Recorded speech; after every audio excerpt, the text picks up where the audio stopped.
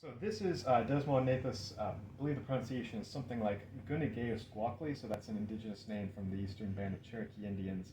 And this occurs primarily in the Great Smoky Mountains and in the Cherokee reservations in western North Carolina and eastern Tennessee.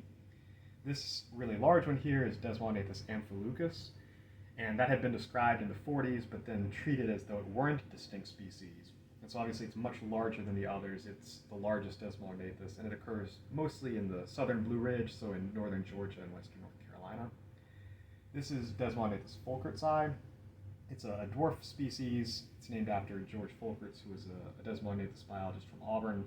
And so it was described only in 2002, after they discovered it in North Georgia, when they noticed that there was this big group of very small-sized blackbellies that were coexisting with this larger species. And then the two newer ones, along with the Smoky species, this is Desmonathus kanawa.